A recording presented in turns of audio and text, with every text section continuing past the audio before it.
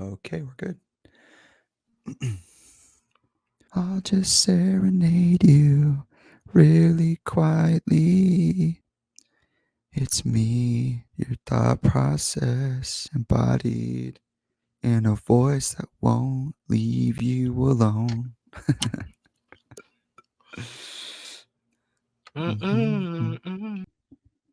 Here we are a week later.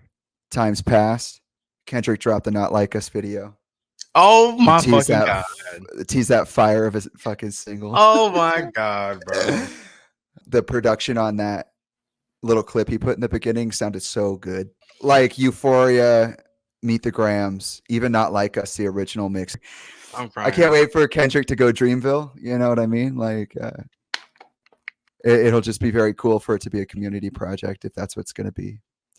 I was thoroughly satisfied to find out that Bobby wasn't in the video.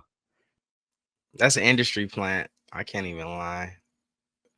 Oh, I can't hear you now. It's because I muted myself on accident. My bad. I My was bad. like, I can't hear him. No, that's yeah, I was kind of cringing. I was kind of like I saw the video of her just kind of like floating around and I was like, why is she at the video shoot? like what?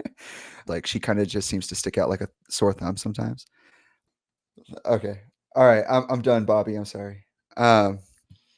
But no, I was watching the video and I was trying to explain it to G because G was like, I haven't seen it yet.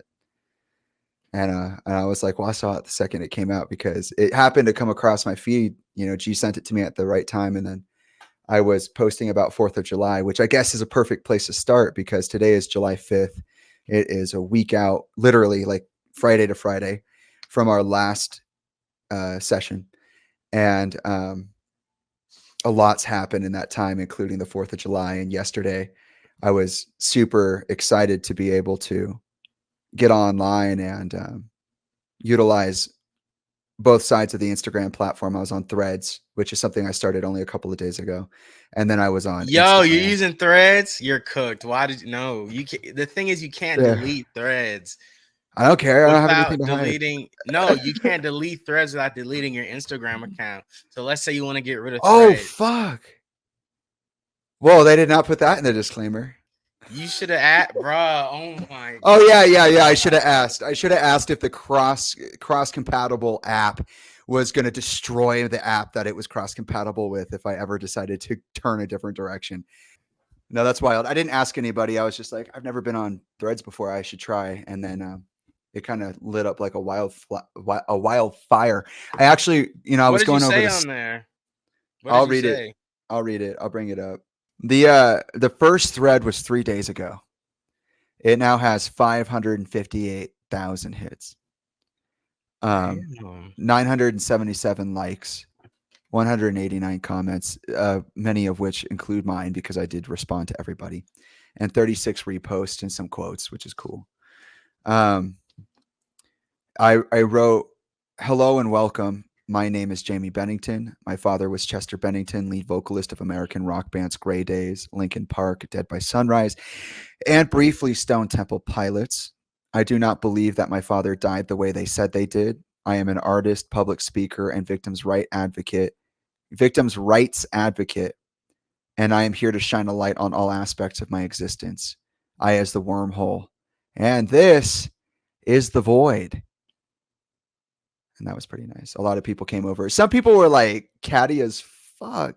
Like they were just like, "Oh, what a joke. Anybody could put anything in their profile.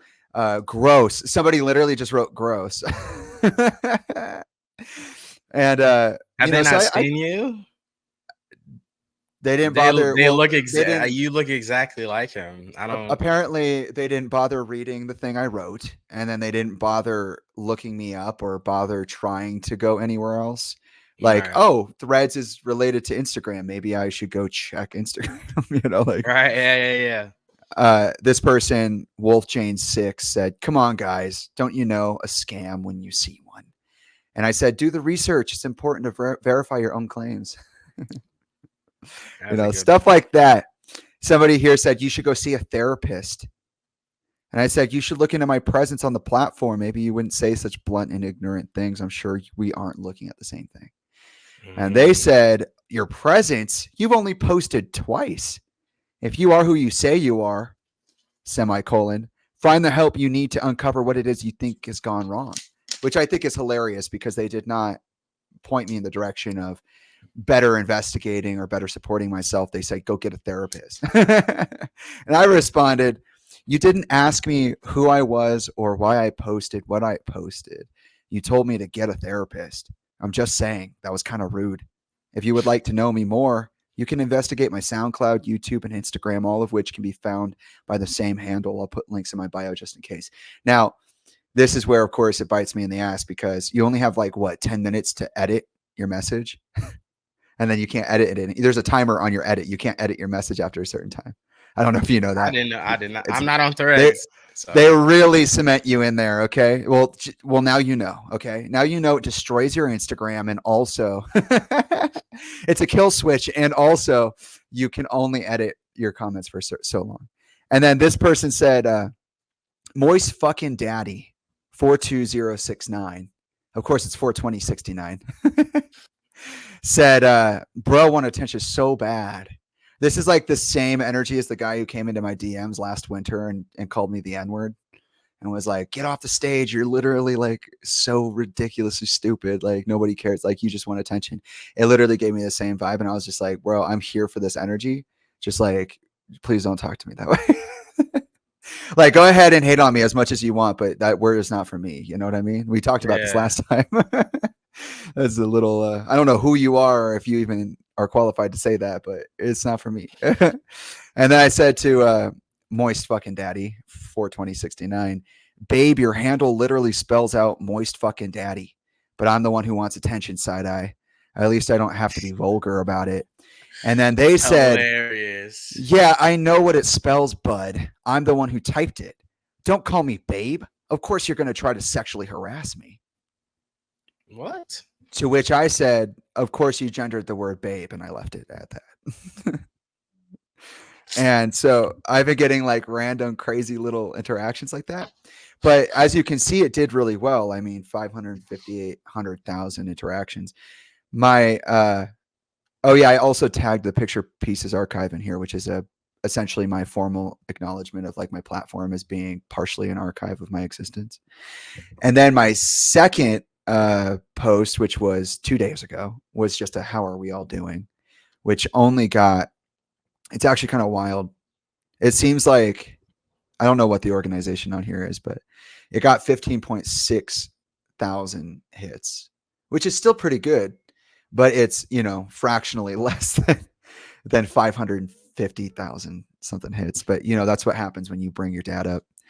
And that one was pretty good. People just talked about who they are. And then yesterday on the 4th of July, I went hard on the colonial spirit. I saw that. Yeah. Many fucks. I was actually really happy to be able to do that this year because I've been wanting to talk that way for a while. And I haven't been able to do that given my circumstance. But I wrote, it's the 4th of July and the spirit of freedom. I would like to remind all of us that not only does the United States government lie about everything, it also utilizes absurdity, which in some cases can be known as nonsense, as a coercive force. And then I use my Picture Pieces code, the ...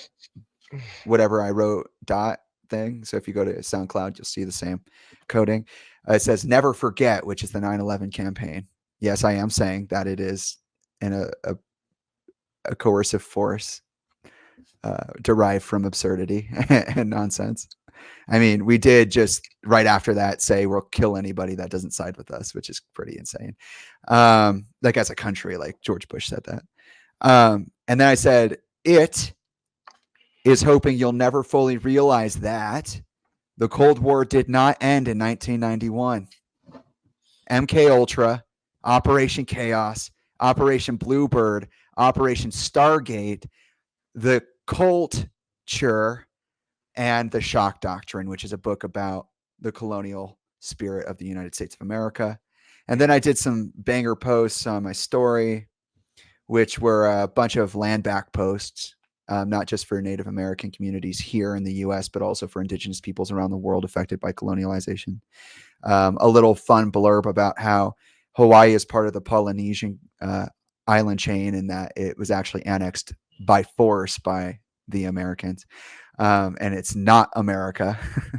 it's Polynesia, because some people like to say that. How the land of the free is actually not very free at all, and really they made a trade. Instead of legalizing slavery in all dimensions, they only legalized it as a punishment for offending the federal authority. So we actually today live in a culture that very much so supports slavery and uses the prison industrial complex as a means Yeah, for I was just about to say fortifying that that. practice. And then I put up, I always say his name wrong, but that's just because partially I don't care to say it right, and not because I don't like him or Hilarious. anything. It's just I like the way that I like saying things the way they feel, right? And but XXX Tension, is that Tentacion? Tentacion? Is that how you say that? Yeah. I saw a video of him explaining his purpose in 2017 around April, which would have been the time that my father recorded Cross Off with Mark Morton. And basically, he's saying, we're here to create and elevate our consciousness to dimensions beyond the ones that we're locked into in the physical body. And that's how creation is useful, is helping us to get to those places. And I thought that was an incredibly enlightened thing to say. And now I kind of want to listen to like all their music, which I think I've listened to a lot of it, but I don't know it by name like that. And then some cool little things like ink in whistling jars that make the sounds of the animals they're shaped after, which is I sick as love fuck. that. That's I love so that. cool. That's Like, cool. like I followed it. I followed that quote with this because I was like, look, everybody does it. It's always been done. Like, look how fucking cool this is. And then, of course, I put the Not Like Us video up, which again, as I tried to explain it to G because I hadn't seen it, I was like, dude, it's literally just a celebration of different aspects of culture, of the culture that he's talking about in specific. When I said the thing about 4th of July, I'm talking about a different culture. I'm talking about the culture of my whiteness. I'm not talking about black culture or the culture in specific that Kendrick is fortifying. I'm talking about the people who caused the need for that rectification, that reconciliation, which I had a conversation with an old man on a trail right here because I have stuff sitting in the forest, marinating through the new moon, which is today. And I went to go it look for it, and is. That's so yeah, cool. it's the new moon today. It's so cool. And I went out to go look for this thing. I wasn't thinking to be gone too long. I was gone for like 4 hours. I walked like 5 miles, no water. I had not prepared or anything. I want to And I do met this stuff old like man. that. Yeah, it was really cool. And I want to do more walks. I feel I like I'm never, always in the house, man. It's because I'm always editing something or like, yeah. oh, I need to finish this video or Yeah. check this, do that, Josh, you have this deadline, do this, and it's Dude, like, content creation is like such a hassle. Like it it can is be. really I mean, fun. it's fun. Yeah, it's fun, but like, I don't know if you want your message out there and all that other fun jazz. It can tend to be overwhelming. It's hard enough to express yourself authentically, to Mm-hmm. do that while also having to create everything. Oh, I went and saw Inside Out 2 yesterday, which I had mixed feelings about. And overall, I thought it was a pretty good movie. But overall, also, I was just like, you know what was really cathartic about watching this media, this art, if you could call it that. I'm not sure if the commodity itself could be thought of as art. I know a lot of people like argue that you could make art in the industrial complex, and I've seen a lot of art, but I'm not sure if Pixar counts anymore as like true art, because they're always going after a demographic of some sort. So it's kind of hard Well, for me recent to news like. they dropped was pretty sad. It's unfortunate What happened? how um so basically, if I'm remembering correctly, I think Disney or Pixar came out, or I think someone from Disney, some corporate executive came out and was like, we're not really going to be doing like those movies like what was that Pixar movie with the panda? Was it called Red Panda or Red Fox or something? Oh yeah, yeah, yeah. Yeah, so that one was like Yeah, dealing red. with I think it. girl. Yeah, it Yeah, was it dealing was with definitely a red panda. yeah, it was What Red was that something, called? and it was like dealing with girls like going through like maturity and stuff like that. Um, I think they also mentioned Luca, but they're not going to be making films like that anymore. They're going to go for what you said, like demographic, like they're like numbers, That's what I and thought. they Turning red. said, huh? It's called Turning Red, Yes, but it is about a red panda. Red Panda, yeah. So they, I guess, since it's not doing as they didn't do well, but it's like, how can it do well if you didn't put it in theater? Whatever. So they came out and they're like, "Oh, we're just gonna be doing demographic type movies now," which is That's so so crazy. depressing. I I feel hope I'm like remembering that correctly because yeah. I remember everyone was so mad about that. And I'm mad about that too because um that's just unfortunate, man. Like uh yeah, if I could find it, because yeah, I know Inside Out made $2 billion. Oh great, I just saw.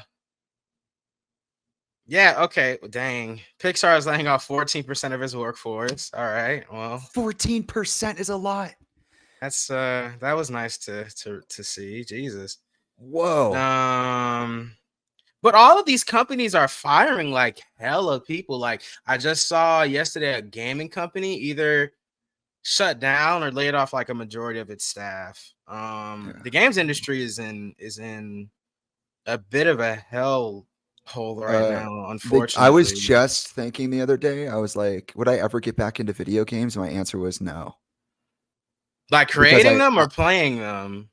oh, I would make video games, but I don't like the industry right now. I think it's very surface and not done very well, I think it's very blockbuster and I don't like that at all. Like I What think there's so is? much just the gaming industry, like a lot of stuff. I know there's indie stuff out there right now and it's swamped by this bigger, you know, hellhole that you're talking about, but like there's a lot of like recycling in the industry. It's been that way for a long time. Like there are some cool things like Celeste that came out. I really enjoyed that, or like Hollow Knight. Like I've been waiting for Silk Song and things like that. But in general, like AAA companies, I'm just not interested in their work. I think that video That is games valid. have the capacity to do a lot for conscious development. Like And Call of Duty, I get. Like I don't think. I think. I think yeah, that I feel. I don't know. I think the issue with games right now is that a lot of them are chasing money. Like a lot of them, like Spider-Man 2, right? For example, like I mean, people don't think it's I thought it was great. I love that game, but I think what was so refreshing about Spider-Man 2 was that like not everything was monetized. And I think that's the issue with a lot of gaming these days is that like so many facets of it is just like monetized to death, right? Like Mortal Kombat 1, for example. I'm a massive Mortal Kombat fan. And I think the new game was fun, but my issue is like so much of that game is like monetized. Like you want to it buy got this worse. skin. It got way worse because Because it's I played the last one and I didn't like how everything was like which you one? literally needed the last Mortal Kombat. Mortal 11 Kombat is that 11? it? Before Oh, the yes, yes, reboot. yes. Okay, so 11, yeah. And that was like you literally had to like you had to be online to use most of its features. I played it on Switch, so it was just Mm. awful in the first place. Well, But you know first what of I all, you mean? Like playing on Switch is an I know, awful I know. decision. I don't know why you did that to But it made yourself. But all the online stuff made it worse because it was a bad port and then it just was literally bogged down like the tower when you go looking for loot and shit and you're going around the free world or the free open world the hub area. It's yeah. like it literally won't even load. It won't. The frame rate drops so hard when you're just like even just hitting a chest or something. You're like, dude, this is like, how am I supposed to play this? That's Mm, crazy. How could you even think that this was accessible? Like it right. just sounds like you said, a money problem. It sounds like you literally were just trying to make money off of it. You make a port, Mhm. you get more sale. That's awful. It's not, you're not more successful because you move more units, which I Yeah. think, not to bring it back to the Drake Kendrick thing again, but I think that that's actually a really good thing to look at when looking at like moving product versus content like quality. Like Drake has been in this entire thing. People are like, well, Drake could come back. He's like X, Y, and Z, a super, he's the biggest pop rock, or not pop rock, but pop rap, artist to ever hit the. It's like, wait, but because he moves more units, you're saying he has more credibility and more consistency and more quality. That's not fair, because that's not true. Like, if you went and like even in terms of video games, like God of War Ragnarok is hands down a better game than Mortal Kombat 11. Yes. Period. Just in every aspect.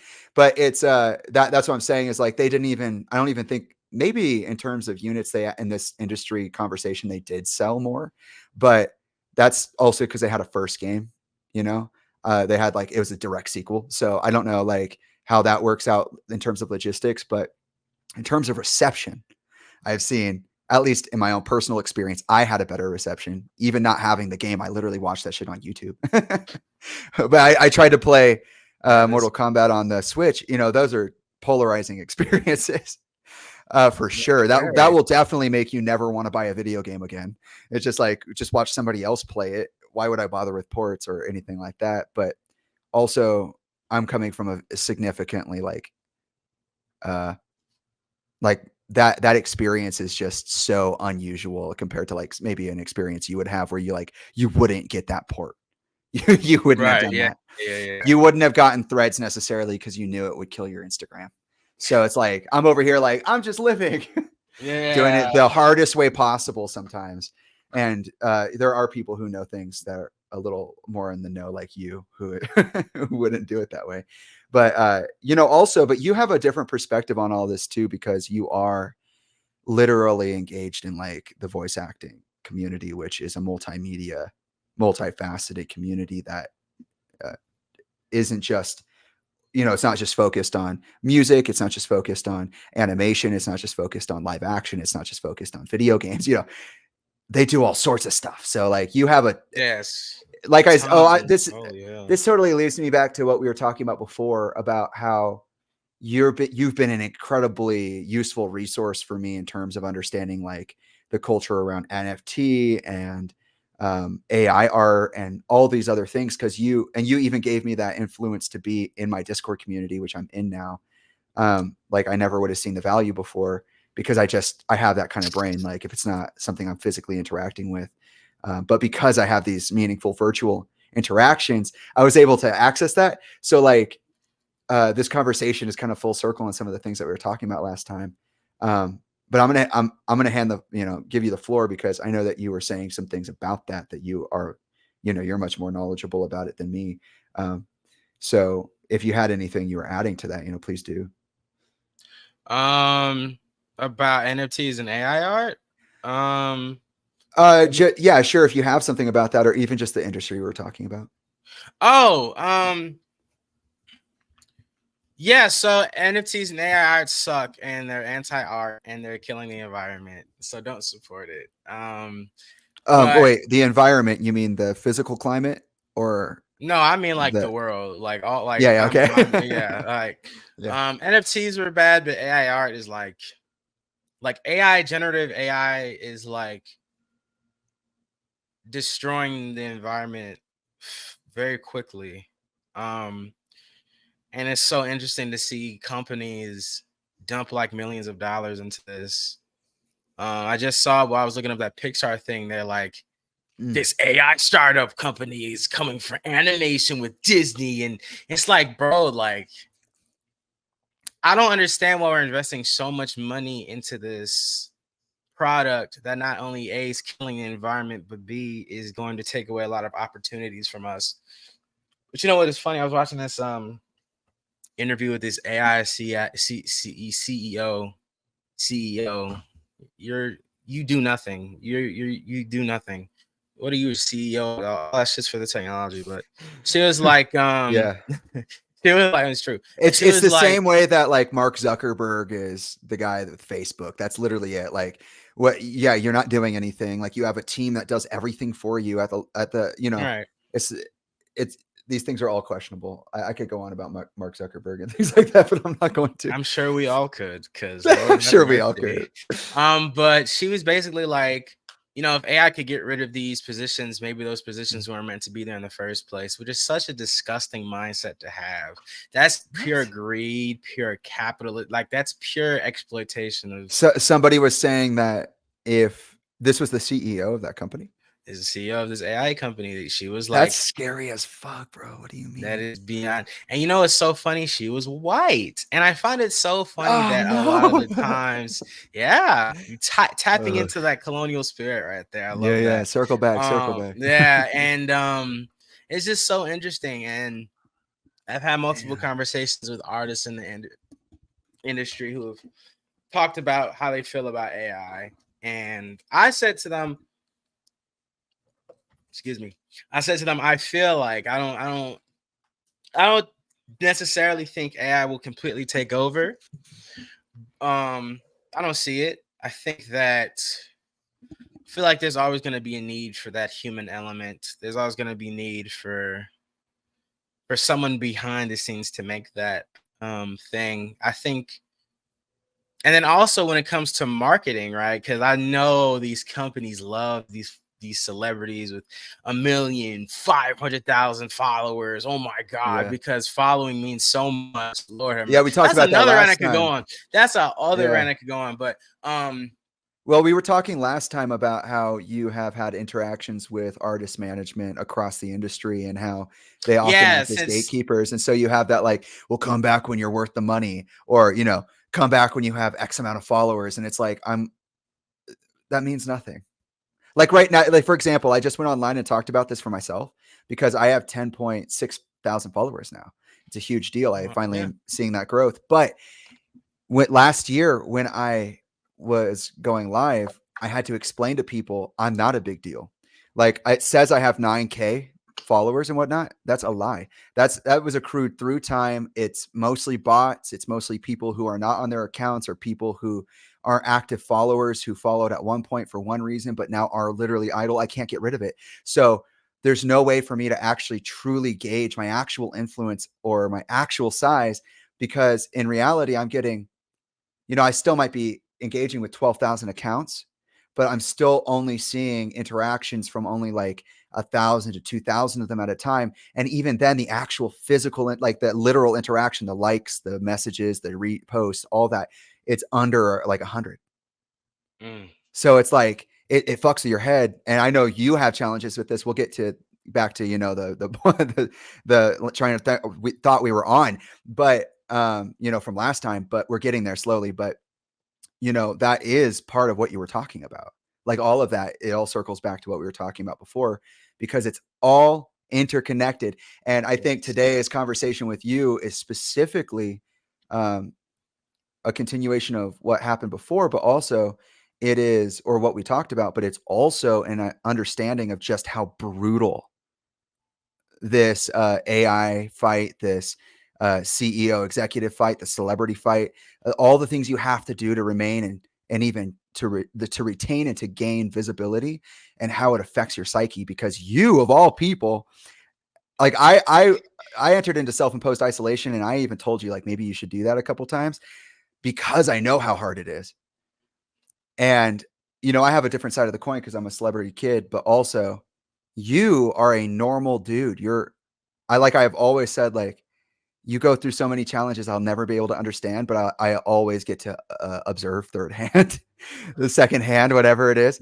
And this is that. So like, you're not from like, just for the viewers, like from a standpoint, from the place that you're standing, you are a victim of many very challenging exclusionary practices that have legitimately like destroyed your sense of self, your ability to observe object permanence and to truly meaningful interact with, maintain those meaningful interactions with the people that you actually care about, because including yourself, because you do hit such massive roadblocks. So I'm going to hand it back over, but I think it's important to draw in those lines from before, because when you're coming from such a rich place, it's not just, you're just some dude on the internet talking. No, you talk to hundreds of people at this point.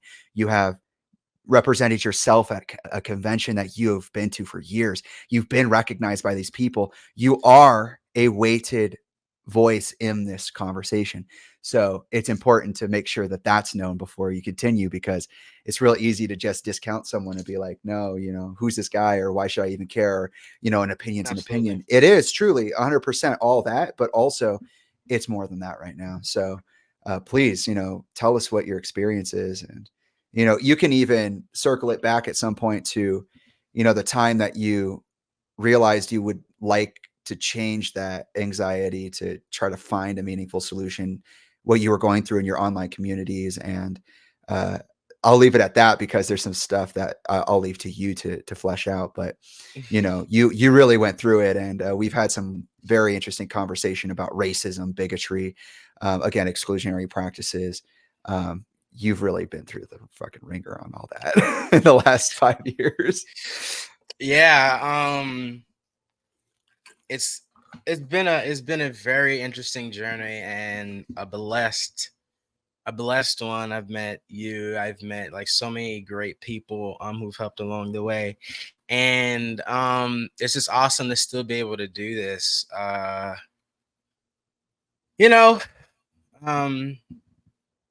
I've been able to meet these people, be friends with these people, be able to work with them. I've been doing a bunch of graphic designs for artists, so I've been doing that recently. I didn't know that. Congratulations. That's really cool. Yeah, you're growing. What? That's awesome. Yeah. Shouldn't drink all that water, Lord.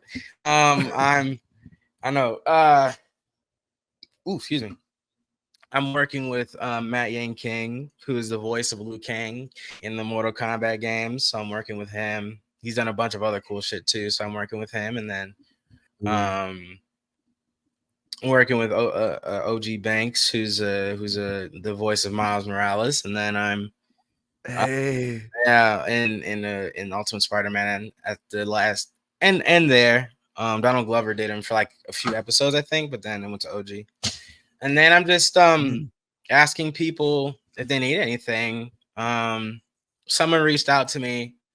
They want me to help them do social media promotion, so I'm helping an actor do that. I don't know when I'm starting that, but she wants me to do that for her, so I'm happy to do that. But is that like you're promoting them, or is on your own platform, or are you saying you're no, I'm helping PR?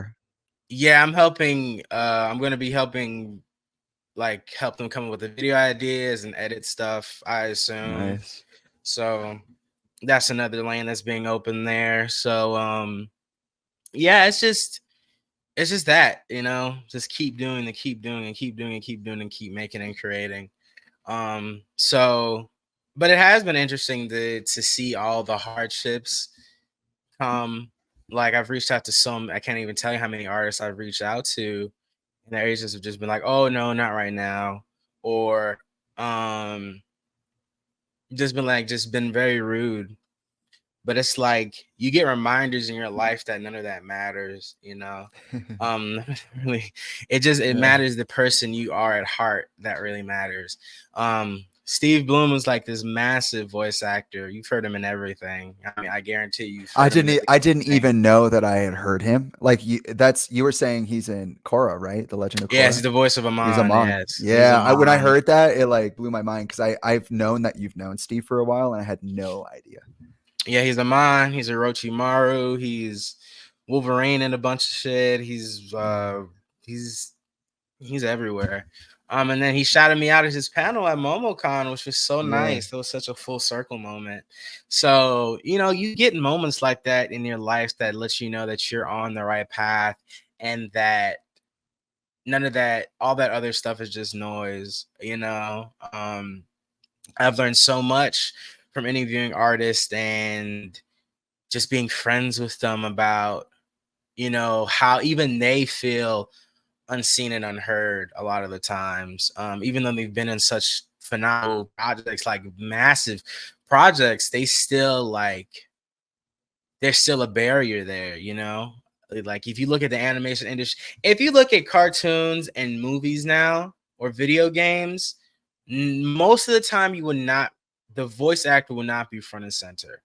It'll be the celebrity of the year, it'll be You know, for Oh yeah, what Garfield, you showed something recently. It was a movie poster, and you said that someone wasn't billed top bill, but they were like I show yeah, yeah. they So were I the yeah. showed so there's this Marvel show called Hit Monkey, and it's this Hulu show which I didn't even know was getting a second season. I thought the show was canceled, but Hit Monkey is played by Fred Tatasciore, who's a good friend of mine, phenomenal voice actor, and he is billed last. But Olivia Munn, who is a celebrity who I'm sure plays a big part in the show, was billed first, which if how are you the main character of the series but you're not given credit first? That's so weird to me, you know. I feel He's that. literally like billed last, and that's so strange to me because if I'm the star of your product, the star of what you're making, give me my credit. Yeah. Why? You know, I know Fred is used to it because he's been doing it for years, and you know, you hear stories about how voice actors will record like a TV show or a movie, and then they'll just get canned out of the movie or TV show last minute. Nika Yep. Futterman, phenomenal voice actress or actor.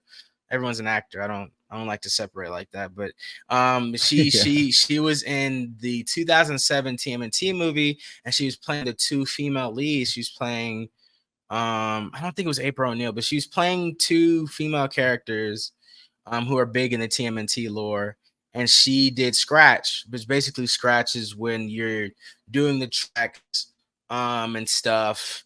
And you're basically doing it for someone else to take it over, kind of.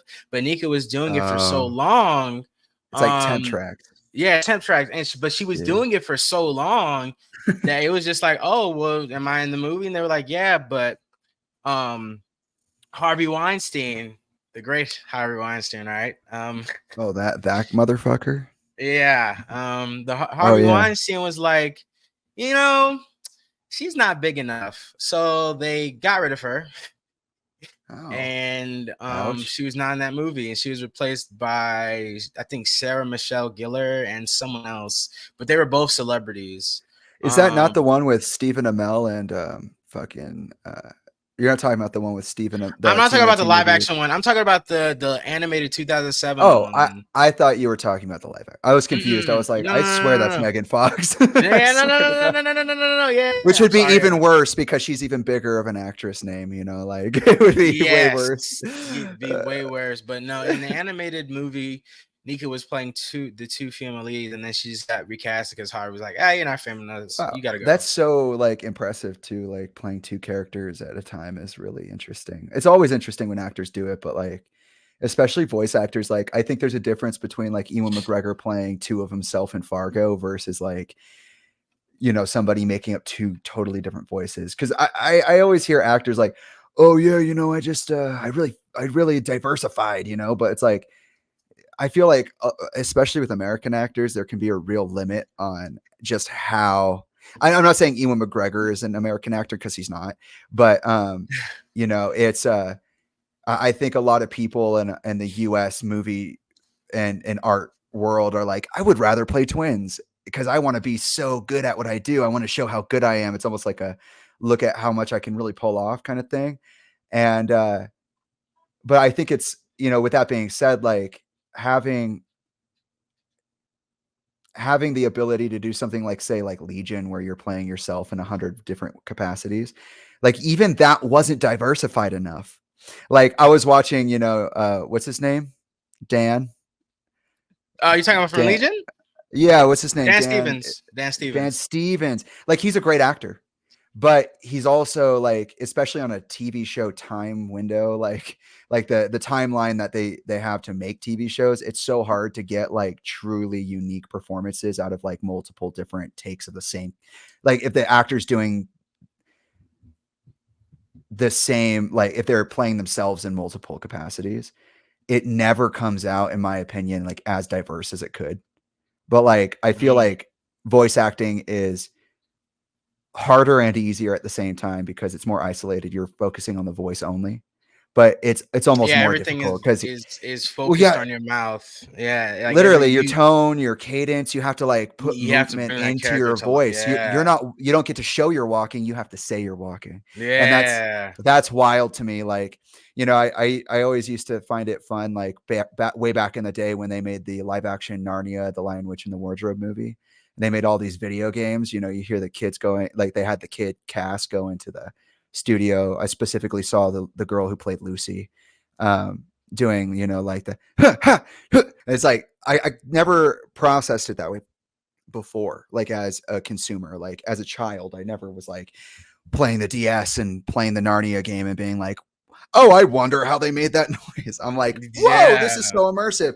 But you know, hearing, I think that was my first introduction to like acting, like in its like ADR phase, like almost like, because in a lot of ways, those kinds of pickups and whatnot, they're, or those kinds of takes, they're very similar to ADR. You know, when you do a line in a movie or a show, you sometimes have to go back and you have to do the entire thing over again. But Mhm. there's a famous video of Hugh Jackman doing this for Logan, and it's like fucking insane. He's like standing there, Yes. just like I love that. I know exactly what jugular you're talking bursting. about. He's giving the most effort. Yes. Mhm. Did you? Did it crap out for you just now? It That was did. crazy. I never You were saw that. doing I gave me two spinning wheels. My Hugh Jackman impression was so impressive that the StreamYard said, "Whoa, bro, I can't take it." I can't But take no, it, yeah. but that I saw that, you know, and it always gives me like a refined, those kinds of featurettes, those kinds of behind the scenes things always give me a refined respect for actors, which I had when I was making a chant. And you know, it's just a very interesting thing to, it just kind of blew my mind that voice actors do so much, because I didn't Yes. realize like it, you literally make everything from scratch, which is how I work as an artist. I just, you know, and maybe that's what influenced me to work the way I do. But like you said, I don't think AI is ever going to change that process. Like I just don't feel like it's like the point of making these things in the large scope of like art is to create, to to project this vision that is subjective. It's not like you walk out, like yes, movies are made with a formula in mind. Video games are made with a formula in mind. You know, careers are laid out that way with the, you know, the thought process at the forefront. But in the end, it comes down to the nitty gritty of it. I don't see how an AI system can get room tone and affect the way that a studio musician or a studio, you know, like a sound engineer would. And that's not to say AI doesn't And have even uses. voice actors, you know, yeah, it's a it's a tool. It's a tool. Like regardless how we both feel about AI or this technology blitz, um, the genie's out of the A bottle. You blitz, I can't like put that. that back in. You can't put that It's back true. in. It's so there are definitely uses for it. Um, Just but not not all here. of it is, yeah, like not all, like to use AI to the point where we're getting rid of the human elements and trying to mimic that human element. I don't you can't really do that. I mean, there's so many questions to be asked there. There's so much stuff going on. You know, a lot of these AI companies are getting sued for copyright infringement because the AI is like I stealing believe it. from Yeah. it, you know? Um and also what's funny about AI is it's very expensive. Like that's why you see like video, like AI videos that make like, oh, we're making a AI documentary. It will never be in, yeah, right?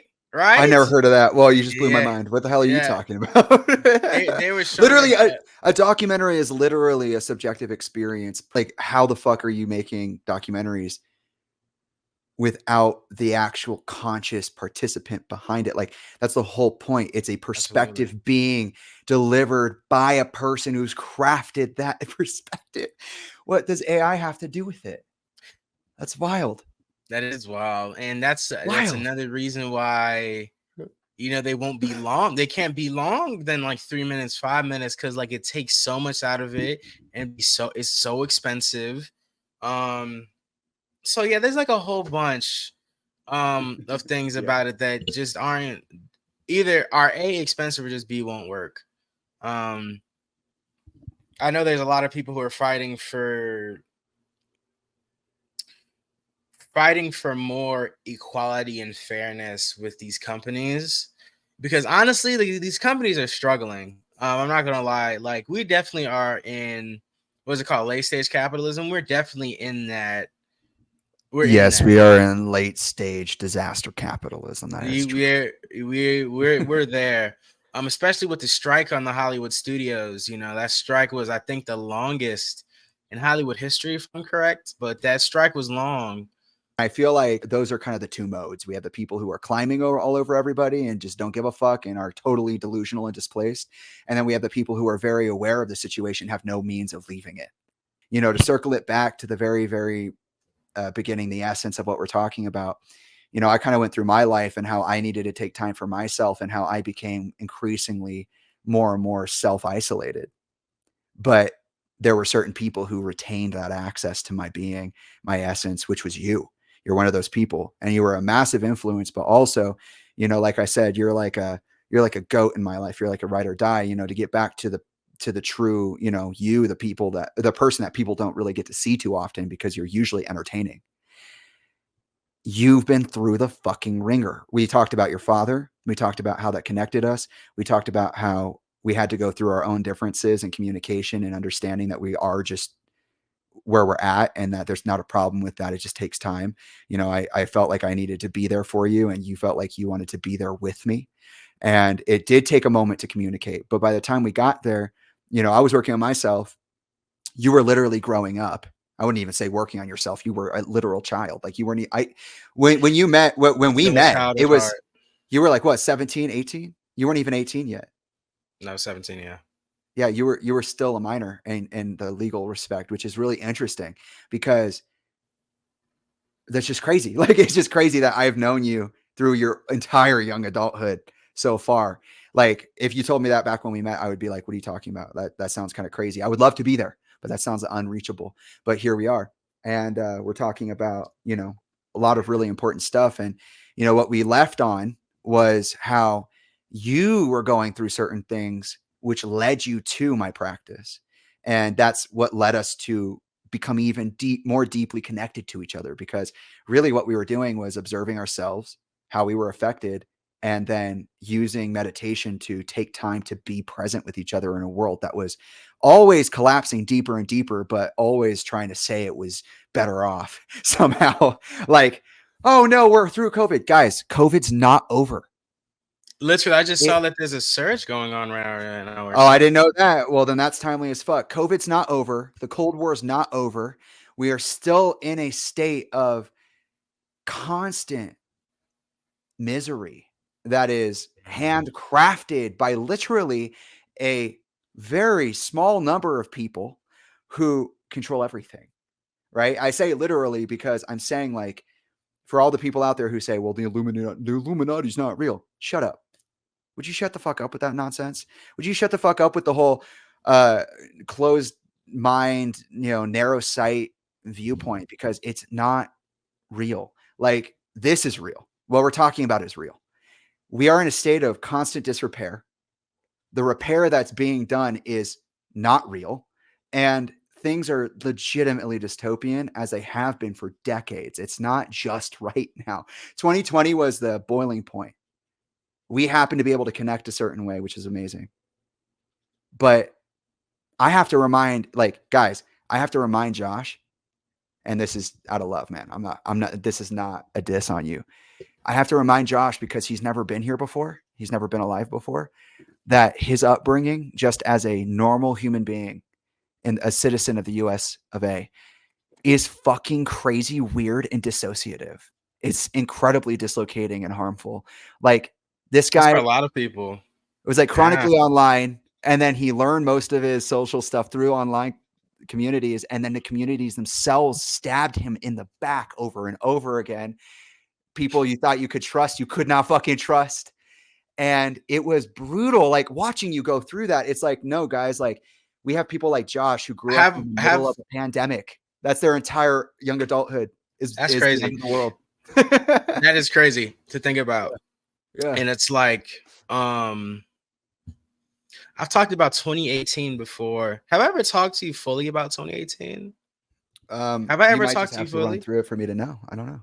Maybe sometime you will literally tell me you told me everything, and then I'll get a call like I did a couple weeks ago where you're like, bro, this happened right at this time. And I'm like, I was literally talking to you, asking you what you were going through. And you're like, oh, I was so scared. I didn't say shit. I was like, Josh. And then I laugh because I'm over here, I'm big as fuck. Everybody fucking listen. I'm just got the energy, right? And you're like, Jamie, I'm really worried for you. You should really be careful. And then I find out you did a Jamie multiple times. And so I'm like, Josh, why the fuck are you over there? Like, I'm so worried about you, but you're over here like, yeah, I'm gonna fucking take a book. I'm gonna take a lesson from that book, and I'm gonna apply it here. It's like I'm so proud of you, but also it's funny as fuck. Like I found out Yeah, that life. I did not know things about Josh for like a long time that he just blanked on. I guess I mean, well, it was okay, defensive. I know it was defensive. Yeah, I'm just messing with you, but so yeah, please tell me. 2018, 6 years ago. Was it 20? Yes, it was 2018. Okay, so so Discord, right? What have I told you about Discord?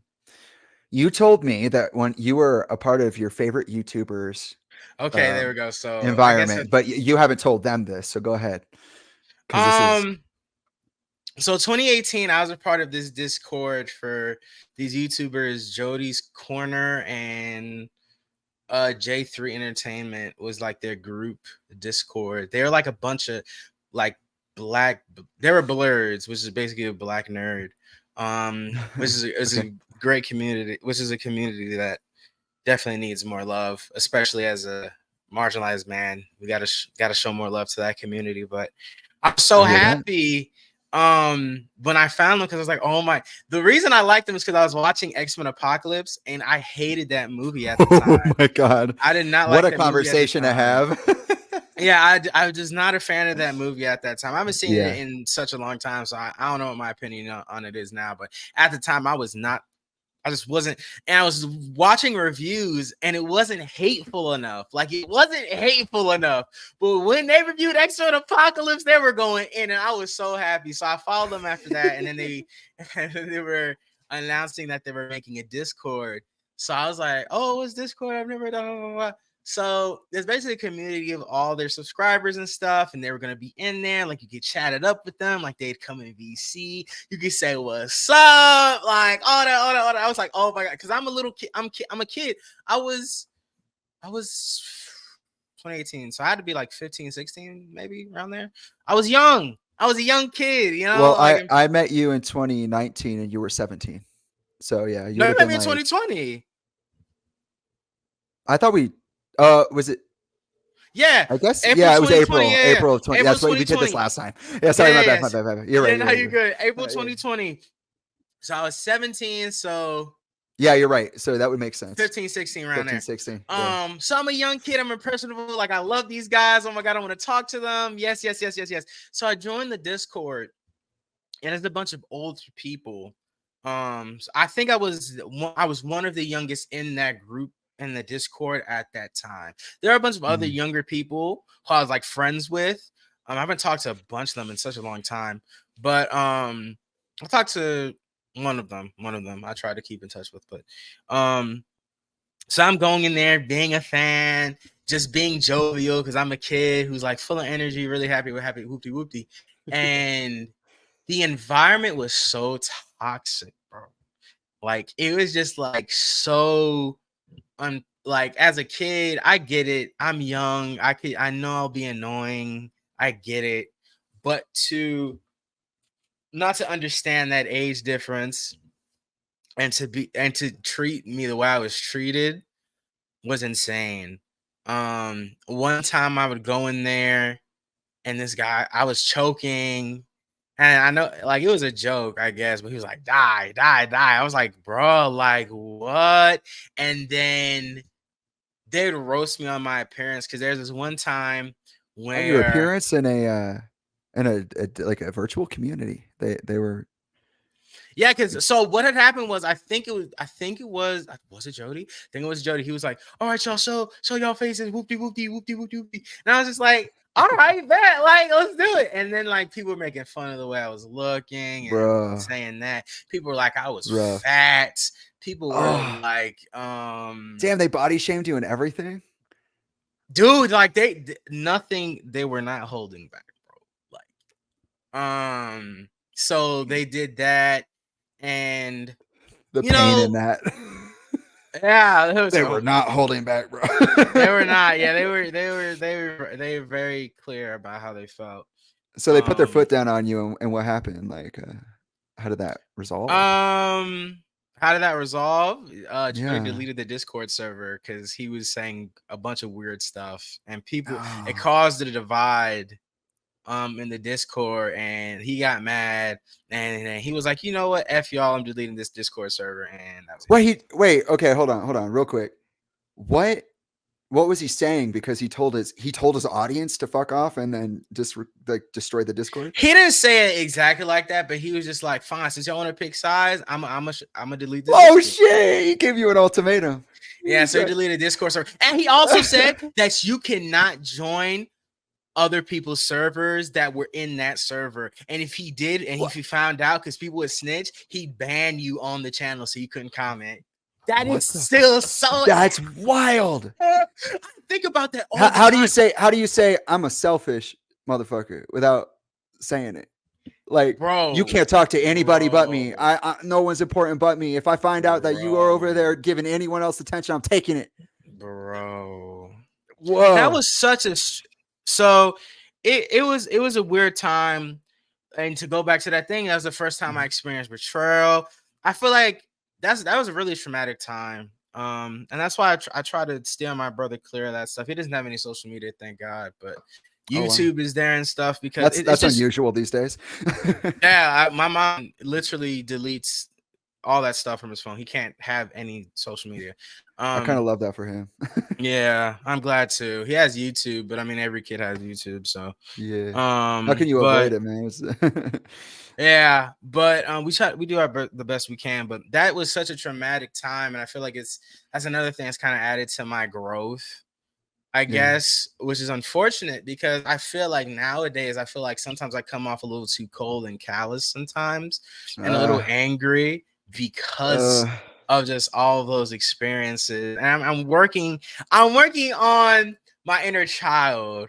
I'm about to go watch Power Rangers, bro. Like I'm about to do stuff like that, like watch Wow Wow Wubsy and stuff. Which one are you gonna watch? The movie with the purple slime guys? Not that one. I'm talking about like Dino Thunder and SPD and Jungle Fury, bro. Oh my stuff. That's my stuff. But we'll have a different conversation about all your favorite stuff because I love. It's always fun to get a nerd into a room with another nerd because like I'll go on forever about the things I like, and Josh will go on forever about the things that they like. It's awesome. It's just a fun back and forth. Don't ask me about anything musical because we're gonna get to music at some point because I'm a fucking brainiac about that shit. Music's like was my primary access for a long time, but to like self and art. But to put things in a little bit of a perspective, because we talked about it last time, your father died in 2019. So you went through this pretty grueling virtual experience, betrayal, all that when you were really young, like 15, 16. By the time you were 16, 17, your father passed and you were present for it. Like you were right there watching it, try to like help him. And like, that's wild. And then by the time that 2020 came around, Gray Days had happened and you were looking to start Jantmore interviews, which is what you have now, your platform where you talk to these people across the industry, which is really fucking cool. But like, it wasn't pretty though. Like you had to overcome like not only those experiences, that like resistant energy, the cognitive dissonance of your experience, like you were just saying, it kind of makes you a certain way, and you have to like actively try to find that inner child again because you're jaded a little bit by the intensity of the industry and what you're trying to be, and what you are successfully being. And so did anything else happen between 2018 and 2020 that wasn't the Discord and your father and then amends starting Jantmore? And graduating high school, huh? which Yeah. was brutal, which you were And then talking a the little bit about last time. racism. Yeah, where did Uh, that start coming in? That was the high school thing, right? Because your buddy pushed you and then yeah. So or I fought you, really. always one of my friends at the time, I always told him this. I was like, the racism wasn't bad until George Floyd passed, but I feel like it was always there, and I just wasn't Well, can we aware put a of it. pause? Can I pee real quick and then can I ask you about George Floyd? Just like when I come back, can you just explain what you're explaining, but also like give a little Yeah, bit more about what yeah. that is I because ain't gonna lie, it's like super 20. important. Yeah. Okay. Mhm. All right, Josh. Let me have it. Between Um, 2018 and 2020, you experienced crazy shit. And then I George feel like Floyd. that's so funny because when I started to come back to YouTube was when all that happened. That's so crazy. But so George Floyd, right? George Floyd passes away. It's a whole thing. Well, not passes away. He was murdered. He's murdered in front of tons of people, right? So Internationally. internationally, so that happened. That happened had to happen the summer before I went back for my senior year. So I come back. I come back to school, and these white kids are like, that's all they talk about, and they're talking about it to me, and they'll show me TikToks of people calling George Floyd a monkey. They will show me videos of calling George What? Floyd a monkey. They'll show me videos of someone making a George Floyd snowman. Really racist shit. They'll What? they'll How does they'll that be like, correlate? Like what's the mentality behind a George Floyd snowman? they just because they're making fun of him. They're making fun of George Floyd. That's the whole point. They're making fun of Yeah. him. Right. So they're making fun of him in front of me. They're constantly they're like, hey, can I, why can't I say the N-word? They're asking me that all the time. I'm like, why are y'all asking? What the Wait, hold on. So that conversation about the N-word pass that occurred during the George Floyd stuff? Yeah, Is it a lot it's of that worse race, than a that? lot of that, yeah, it Holy became, fuck. So yeah. that's worse They're than what we were asking talking about me that, before. yeah, they're asking Wow. me, they say, let me get this, yo, can I get the N-word press? And then they'll randomly, another white kid will be like, I just want to say the N-word. Why can I say it? And they're saying that to me. What else are they Dude, saying? what a nightmare. I'm very happy to be gone. I'm very happy to be gone. And to every high schooler who said that to me, fuck you. But Yeah. Get uh him. because, and it's funny. Oh, what else happened? I'm not gonna lie, the Chronicle, the 2018 from 2022 era for me. I Yo, know. hold on. I So, know. I okay, know. so 2022, It's there's coming this back. Here it kid. goes. Let's go. So 2022, this kid says the F slur. And obviously, if Okay. you're not part of that community, you shouldn't say that. I feel like you shouldn't say that, even if you are. Like, that's just such a negative word. But that's Yeah. not my. I'm not. I'm no. I can't say nothing about that. So this straight white conservative Christian kid. I said, Oh, they're are the worst. you? Yes. I said, are you? But you know what's crazy, Jamie? Though about that kid, he What's showed crazy? love to me though. Like he Of was course he very does. supportive, It's confusing and as fuck, right? he was very supportive of me. Uh, So I'm like, hey man, you're not a part of this community. You can't say that. He was like, a bunch of people all like say that to me. So I don't care. I'm gonna just say it. I can say it if I want to. And I'm like, what oh, kind good. of I was like, what kind of logic is that? Like what does that come from? What does that mean? Yeah, Right. yeah. And Wow. I'm like, what are you talking about? I'm like, do you feel the same way about the N-word? He was like, you know what? No, because gay people just need to die. Like all of them need to die. Like they don't deserve to exist. The Bible is the Bible. Like they don't deserve to exist. And I'm like, Well, bet. So I'm gonna screenshot this and I'm posting this on my story to let people know, hey, right? hey, So hey. Get I it. post it everywhere. And then he's like, he sends his friends after me. And well, he doesn't send them, they take up for him. So they block me, they That keeps screenshot happening, messages. bro. That Yeah, happens to you so often. I'm getting blocked and ghosted all the time, baby. I'm getting blocked like and ghosted all the time. no, it's like Like, your Discord situation was the same thing, and then this is like you said 2022, so that's 2018 to 2022. So for all you doing the math out there, that's 18, 19, 20, 21, 22. That's almost 5 whole 5 fucking years years of of people just trauma doing the and same thing over and stress. over again. Yep. Yep. I actually, after this, I might make a story time on this. This is just crazy because I like you Yeah. putting the pieces together, which I'm so grateful I'm getting to do with you. But it's just so crazy to see all of that. So 2022 happens. They're screenshotting messages, screen recording my stories and videos and sending it to him. So he's going back and forth with me, and he was like, yo, one of his friends was like, yo, he wants to talk to you. I'm like, what do you want to talk about? Sure. So he's like, I just want to talk to you because I wanted to say I'm not going to apologize to you and Trump 2024. What the fuck are you talking about? What does that have to do with anything? Where did I say my political, what does Trump have to do with you saying the F? So you dumbass, what's wrong with you? Literally. What is wrong? So conflation. So his friends are, one of his friends, who was a friend of mine, was like, Josh, if you don't show me these screenshots that you're talking about, I'm not going to believe you. I'm going to tell you you're a liar. I said, what the fuck? I'm stressed as fuck. You got like victim blamed. Bro, I'm getting victim blamed. They're like, gaslit. you're like, hey, someone did this to me. And they're like, prove it or else. And it's like, okay, well, I just proved it. And they're like, well, give me evidence that I'll believe.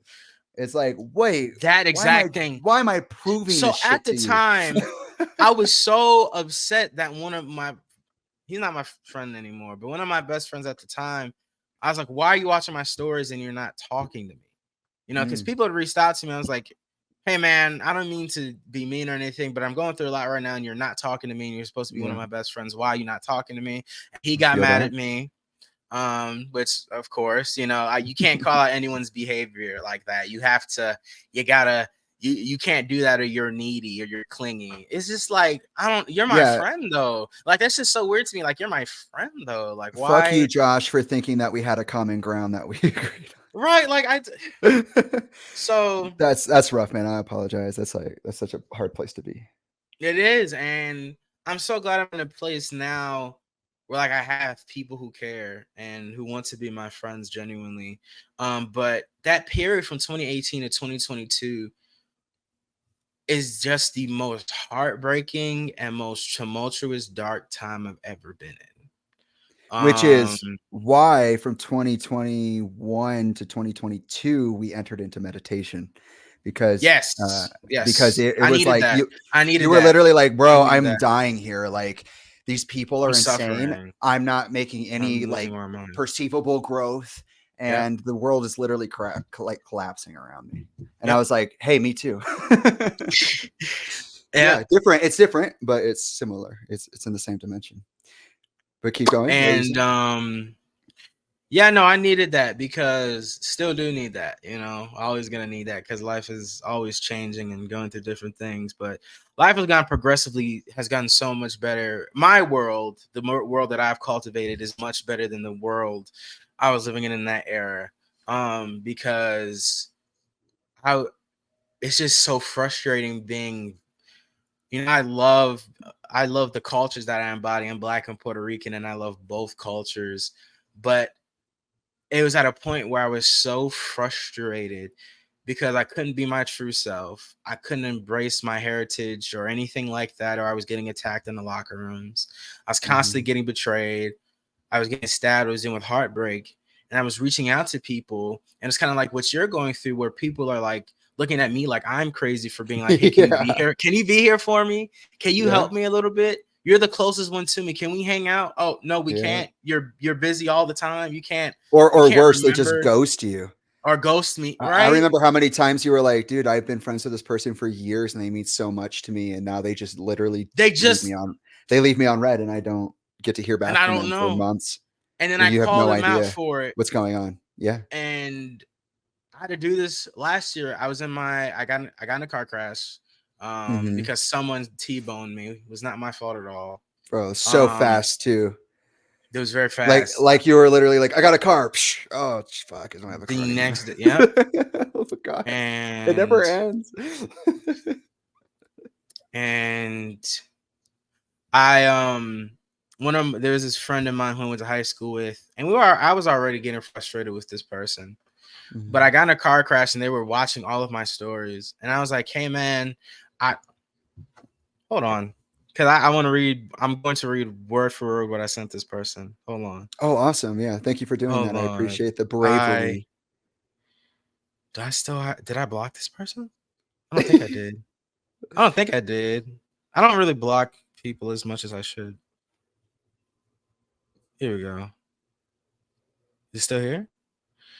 Oh my God. November 2nd. It's still here. And he read it too. What year was it? It was last year when I got in my car wreck. Yeah, 2023. 2023. Yep. I said, hey, friend, been a while and I hope you've been well. I don't want you to take this message as me attacking you or anything. I'm just bringing up some issues I have. Well, for one, I find it extraordinarily odd that you literally don't talk to me at all, like at all. You don't like my posts anymore or congratulate me. Yet you watch all of my stories or have at least peeked at them and don't say anything. Is that not weird to you? What's the deal? Over the summer, you never got back to me about hanging out when I asked multiple times. You didn't even say sorry. Hope I can catch you the next time, man. I was really busy. The way you've been acting about me lately is not friendly and is borderline weird. If you have a problem with me, address it. But this stalking and not talking thing that you do to me nowadays is not appreciated. And he read that and didn't answer. Really? How long Yeah. did he leave you on red? I think November 2nd has been about 6 months. Oh, he hasn't responded yet. Like Responded yet? He unfollowed me. He's not responding. There is no response happening to me. What the fuck? Okay, so you said that to this guy in November. Yeah. He has not responded at all, but he left you on red, and then he unfollowed you. Yes. Okay, yeah, that's actually, yep. That's pretty much how I've seen every person interact with you the entire time that I've known you. I'm so sorry that happened to you. I know exactly how that feels. You're right. I did talk about that recently in my own experience. It's shitty. And, most normal people would do exactly what they just did, leave you on red and unfollow you. But in my case, I have higher profile public people in my life. So they'll just threaten me with, oh, you're acting in a way that's going to make me take legal action against you, which is like, right. Like what? I'm not saying. What am I doing? I said was I appreciate you, and I'm disappointed that you treat me this way, and the other people around us. Period. And oh no, not repeat.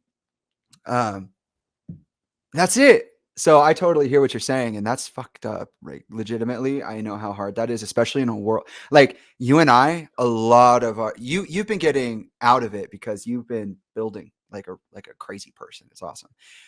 Your garden is blossoming. I see you out there all the time with people now, but I'm a little bit more isolated and a little by choice, a little not by choice. I do ask people to do things, but usually I'm a little too hardcore for some people. So, but with, in regards to watching you blossom, you're literally out there hanging out with people. You're not so virtual, but like I've been saying, our normal community is virtual.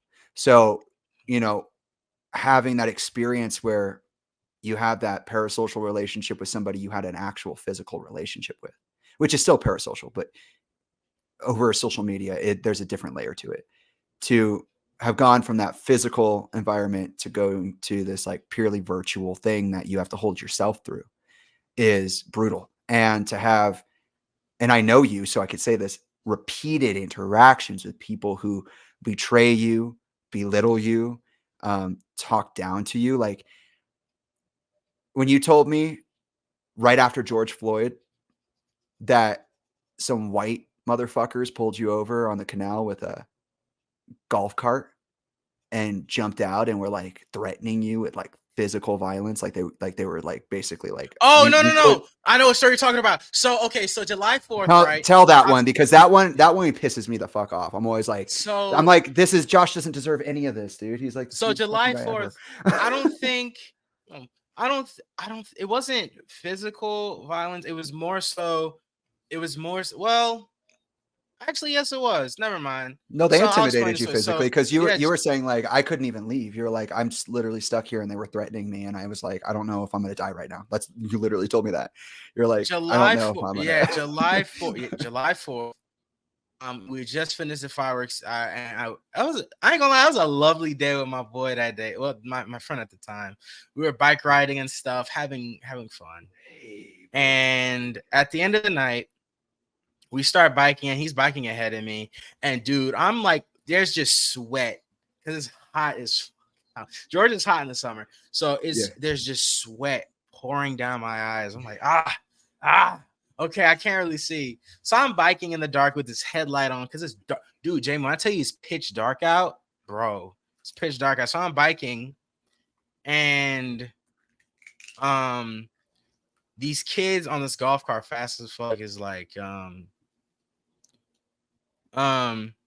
they call me the N-word with a hard R, like the Yes. slave term. Yes, I forgot about And that, but yep. Continue. and That was they just- call me that with the hard R. They were like, good luck, N-word with the hard R. And I remember being unable to process at the time. But I was like, wait, huh? By the time I could, they just like skirted off. Oh, okay. And Then maybe as your recollection was more of like a fear response in the moment, because I know you were shit. You literally said like it I felt was like I you was coulda- scared. I was scared. Yeah. I was scared. I was scared. Maybe I misinterpreted Yeah, some of no. that. You know, I was scared they were gonna come back and they were gonna hurt me. I did feel I felt alone and isolated because I told my friend, and he was like, "Oh no, they didn't say the N-word." I was like, "Yes, they did." He's like, "No, they didn't." Oh yeah. No. Wait. Yeah, you totally skipped over that part because in your story, I don't think you said you were with somebody, but you were with somebody who saw this. Who heard it That and you was weren't laughing. alone. I thought you were Yeah. alone because the way you were treated, because to me that means you're alone. But no, in reality, you were out with your buddy. He Mhm. saw all of this happen, and then you were upset about it. And I remember you came to me because you're like, "This is fucked up." My friend just literally said it doesn't matter. Yeah, he said yes. He was like, no, they didn't say that. Josh was they called you a digger. What? They said a word instead. They substituted the word. They substituted Bro. the word. He was like, no, they didn't say that. They just called you a. Oh my God. Yo, life is crazy. That's so funny to me. So yeah, that happens. Mhm. Yeah. So I've had experiences like that. I don't know if I'm glad I will. I'm glad I won't have experiences like that again. Because that was awful, and Yeah. that's really changed how I view a lot of things. And I'm glad I'm getting back to a place of like peace and like finding my way. It is dark as hell outside, dude. I hope it doesn't storm, but excuse me, yeah. Just stuff like that, you know.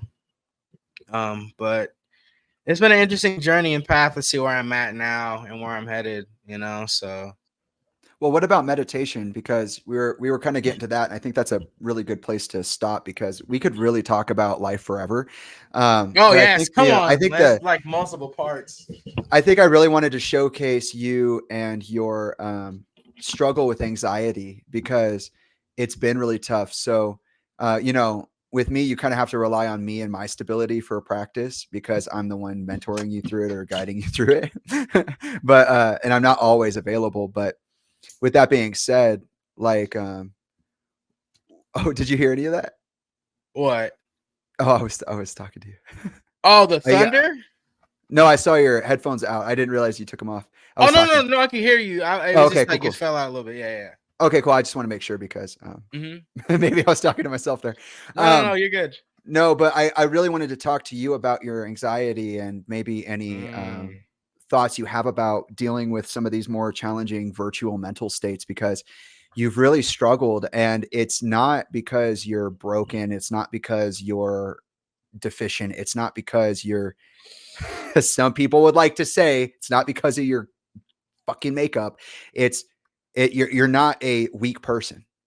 You're an incredibly strong person. In fact, a lot of your challenges are derived from your strength because you refuse to roll over.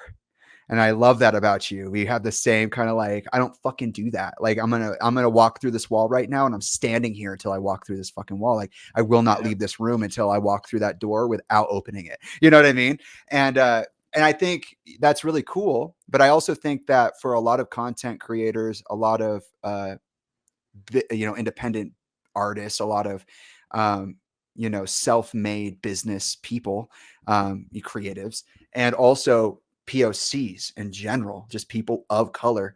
Like I don't see. I'm pretty in with like good commentary. Like I'm very much so anchored into discourse. I can hear people talk. I can see people talk. Of course, there's always more to learn, and I'm always coming across new people. But I think that because of your career, you are, and this is kind of the benefit of the interviewee interviewing the interviewer, because there is a certain parasocial boundary that you have to stay behind, like as the interviewer. So there's a lot of your experience that doesn't necessarily make it in because it's not relevant to the person you're talking to. Like, you're interviewing Steve for his accolades, like the things he's done in the industry, right? You're not necessarily there to talk about your anxiety.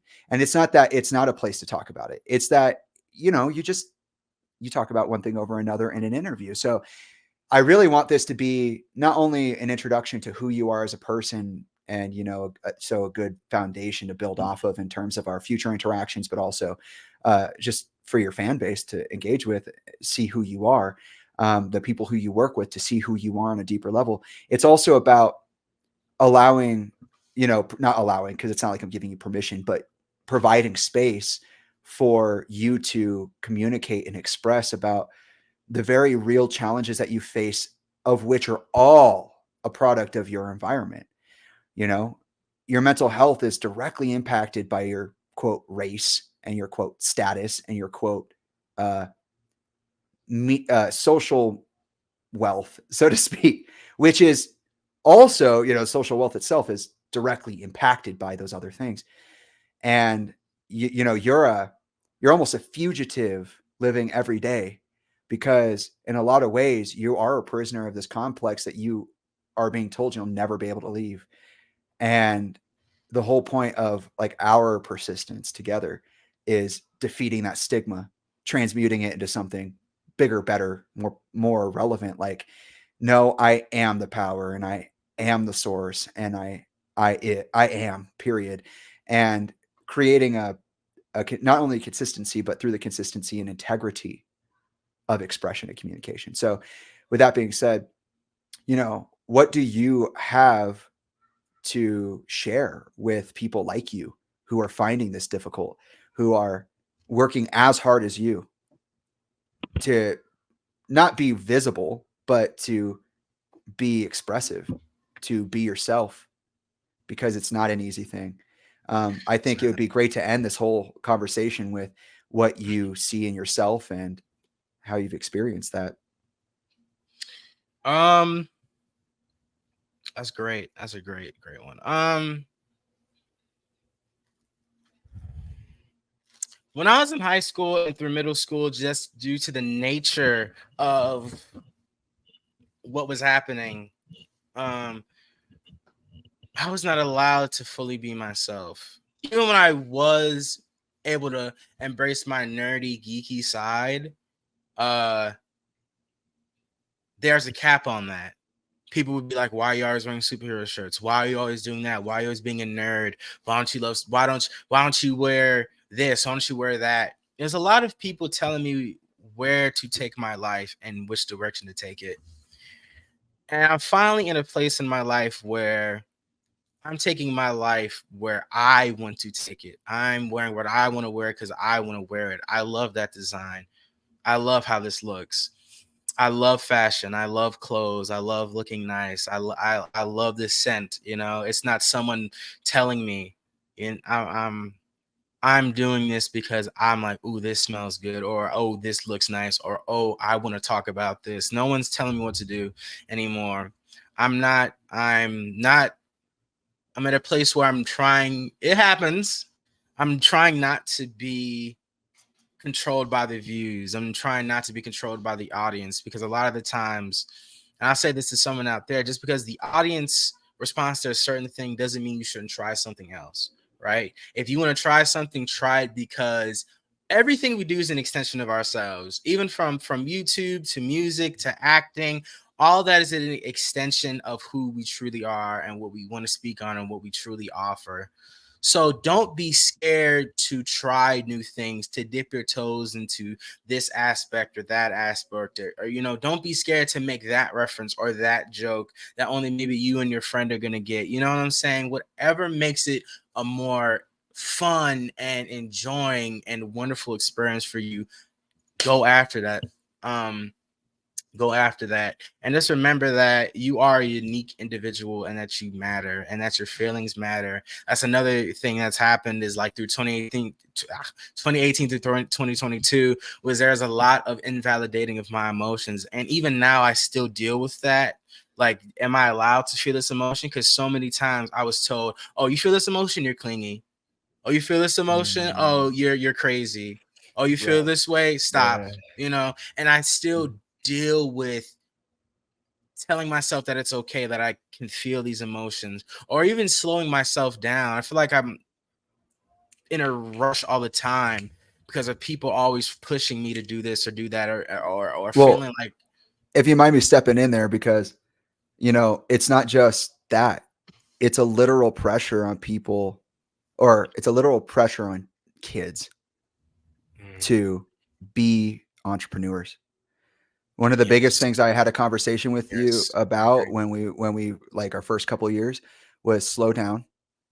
I know you're trying to get to the finish line, but you don't realize how this isn't a finish line yet, because people tell you, well, if you achieve this, then you did it. You're like, oh, if I hit so many subscribers, then I did it. If I hit so many views, then Mm-hmm. I did it. And Yep. it's reasonable, Yep. right? Like you were told that. That's the culture. That's the way it was described to you. You were told that's something that is guaranteed. These are milestones. Every YouTube. Well, I finally made it to 25,000. I'm a real deal. It's like that doesn't mean you're the real deal. There are plenty of ass backwards, terrible fucking commenters. Oh, who don't actually say or do anything constructive, who have millions of views. David Dobrik is fucking insane. There's some crazy shit about Cody Ko going on. There are like family YouTubers and shit that do crazy things. And it is easy to feel like you didn't do anything because these people who are genuinely not good people are making a profit. They're expanding their communities so that they're massive.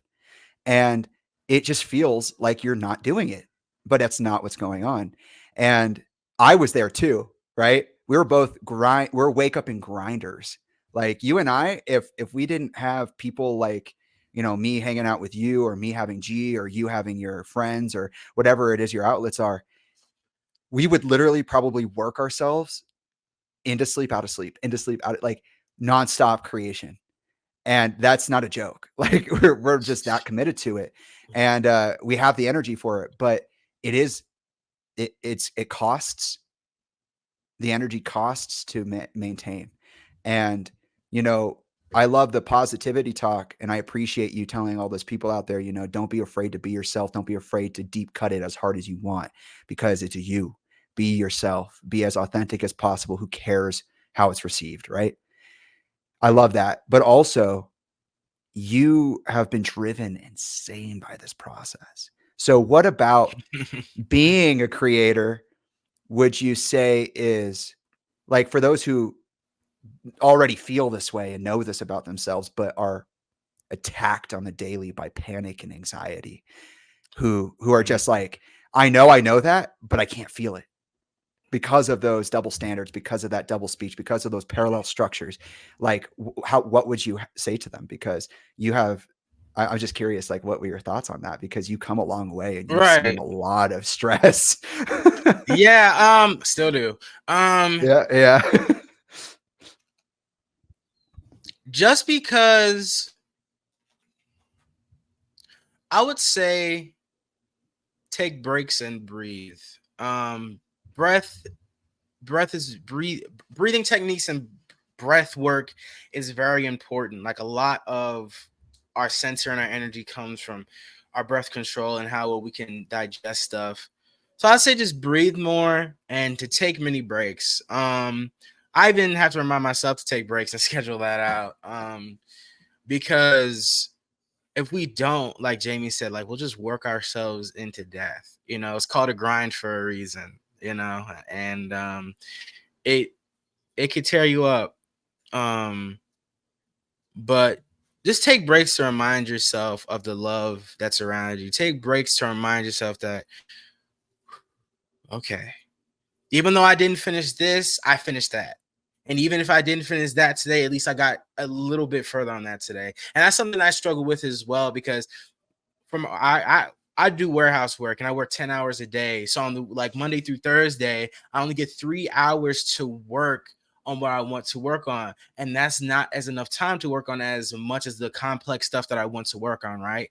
But I have to remind myself of this perspective that at least I did something on that. And I at least took off like a second, a minute, 2 minutes, 3 minutes off of that project that otherwise, if I hadn't touched it all, I'd still be, so you got to remind Baby yourself of that. steps. Yeah, babies, definitely that, like baby Real steps, slow baby steps.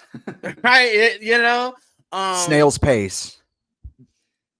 just take it slow, and remember that there's a lot of love, there's a lot of joy. I was thinking about this, but in my opinion, yeah, it's coming down as a storm. Yeah, Um, it's raining. yeah, Ooh, how but mystical. but as these three things that I think that makes up life, the true meaning is love, education, and accountability. I think that those three things are very important to carry all of us through life because love.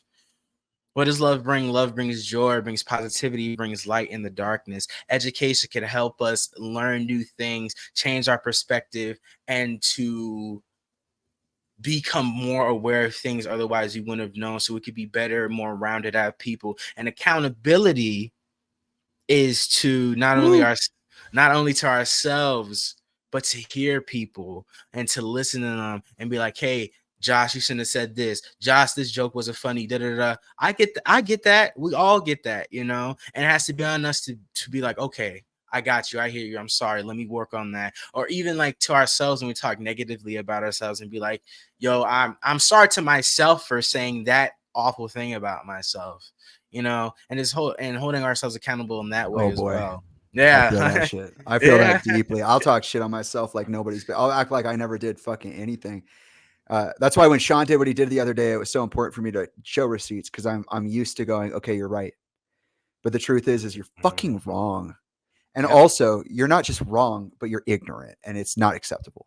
So, I think That's education. Yeah. it is education. Education is a continuous process. Learning never stops. And I think what you said was Absolutely. really impactful, not not only just what you said, but the implications. I want to kind of zone in on something you said real quick because you were talking about being the one to manage expectation for yourself, which Mhm. is very difficult. Yes, dude. Because this brings me back to Inside Out 2. Okay, so I saw Inside Out 2 yesterday. And I really enjoyed the movie. I thought there were parts of it that were very good. I thought a lot of the imagery was next level, but I also feel like there were inconsistencies that I'd be happy to talk about at a different time, just because this isn't a review of the movie, right? This is like an observation of my interaction with it. I realize how much I create that never sees the day of light or the light of day. There you go. There you go. Yes. I've written like 5 feature films. I've written television shows. I've written short stories. I've written symphonies. I've written string quartets. I've written solo piano pieces. I've written songs. I've created movies. I've done all these things, right? Like I'm a multifaceted person, but I am still the biggest one to get down on myself. And the reason is because I'm also the first person to hype myself up, really, because I kind of now I have both skills. I'm not just like, oh, I'm depressed, I don't know how to get out of this. It's like, okay, now I realize I've been impressed upon. Let me get that pressure off me and, you know, become whole again. let me push out and press upon that instead, because I don't need to be impressed upon a certain way. That energy doesn't need to affect me in a certain way. There is a way around it. There's always a way. And when I saw Inside Out, what I realized is it's so, and this is why they cut funding for arts. This is why they create division in language and culture and expression and communication, which those things are different. Expression and communication is, realizing what it is you need to say, being able to say it in the most authentic way to you, while also maintaining the most relatability, because you want to be able to actually communicate with the person. So the expression is not culture, and it's not how do you say it? Well, the expression it's an individual culture that is attempting to, open up to the broader culture, the collective cultures that make up the culture, which is in itself just many other cultures. It's kind of like a whole fucking thing. I know I'm not saying it very well, but I'm trying to say that this thing is extremely diverse, and there's more than one way to look at culture, because it is an individual, independent, unique experience as much as it is a collective social experience. And so when I saw that, I realized that happens within me as well, within the many parts of me. And I realized how impacted I've been by not being able to see my art realized, manifested. It does so much for the artist, the one trying to communicate and express, the one crafting the tools to do that, and then using those tools to hone an art, which is just an expression. So anything that I do is art because it's my expression. But what I realize is that my expression is internalized to such a large degree. I've had to learn how to do that again. And it's been so painful to not be able to make those movies, not be able to have those conversations. So much of myself is wrapped up in my art that I grind on, I grind over, grind through. And I'm like, bro, I literally need to create the because basically what it came down to is I have this perception of myself, and I'm the one to curate it at this point, because most of everything I do is internalized. So I'm really at that point my own warden, my own jail, my own prisoner. And that's why I've gone back and looked at my art a certain way. But to realize the impact that the lack of expression has on those who wish to express or wish to know self, it's just like blew my mind, because I was like, I think I realize the scope now. If I was able to do what they did with Inside Out for myself, I wouldn't be in most of the situations I'm in right now. Most of the anxieties that I face would go away, I feel. And I think what you said really resonated with me, because it really comes down to telling yourself you are something, and then moving your world around you to facilitate or validate that belief. And that comes with proofing. And so, I appreciate you saying that your anxieties, they're something to be negotiated by, like, realizing how you really are.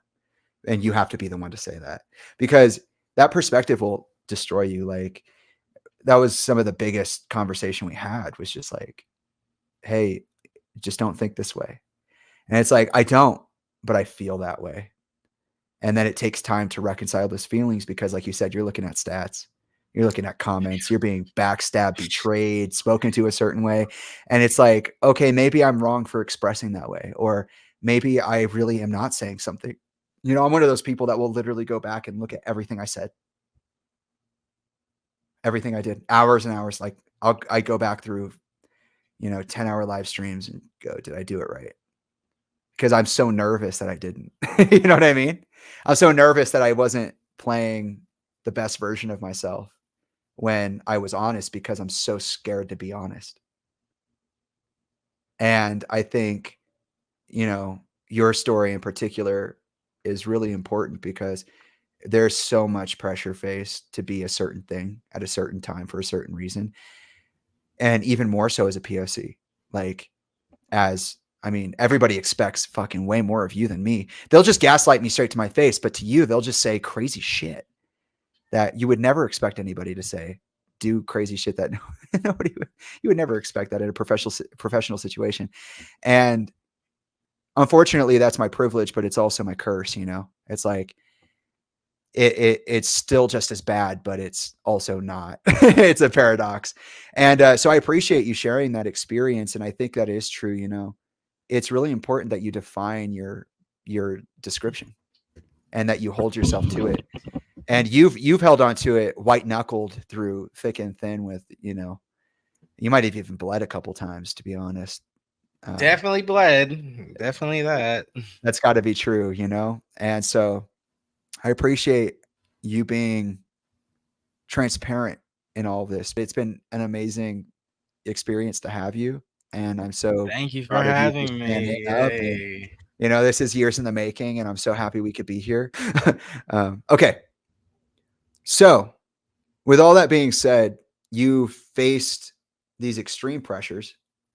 You've gained this awareness of yourself, and I appreciate you sharing that wisdom with the audience, because I feel like a lot of people need to hear that in general, but also there are a lot of people like you who could benefit from seeing you say that and just being, you know, out there with it, because it is so serious. Like, this is not a joke. These are not playful things. These are life or death things that happen all the time. And they really do impact the sense of self. They impact the ability of the creator to create. They impact the ability of the creator to perceive. And those perceptions can be painful. Now, all of this behavior, this interaction, so to speak, has, in my mind, culminated in a particular event in your life. And you agreed to talk about this.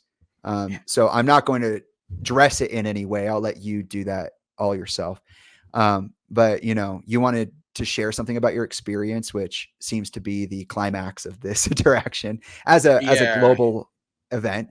As an And event, yes. and yeah, and I think that I think I'll just hand it to you because it's all you, man.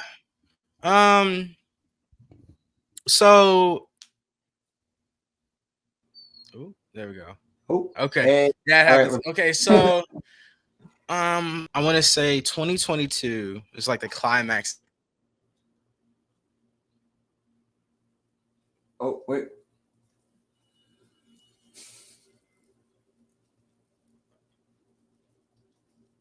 Oh, damn, what happened?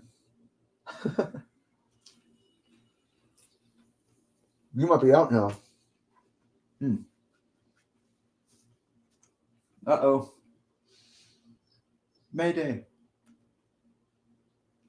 Let me see if this changes anything. Oh, looks like he's out.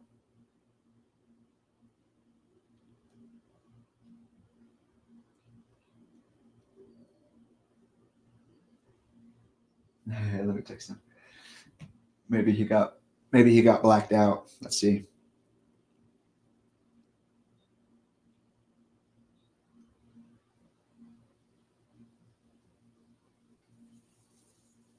Okay.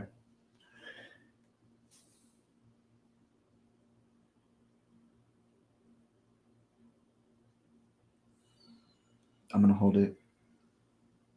Damn.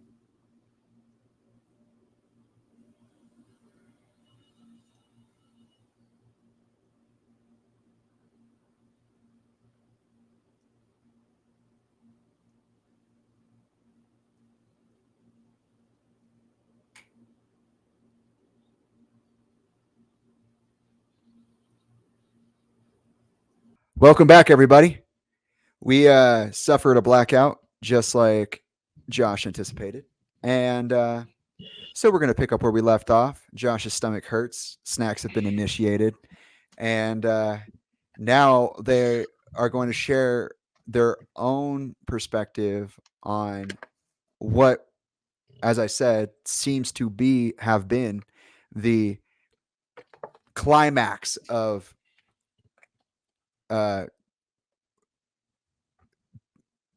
challenging interaction.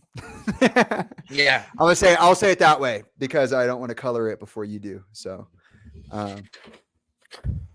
with that being said, please continue whenever you're ready, and I'm all ears. That's all I'm doing. Yeah. Just make sure you There's smack the mic a couple times more. I'm crying because I'm trying to fix it. It's acting funny. No, you're good. I'm messing with you. Excuse me. Cut that burp out. That's nasty. But so as many people know, there's this massive fan film going around. It's called Spider-Man Lotus, and I knew the director of it, Gavin. That was just such an interesting time to see everything that was going on.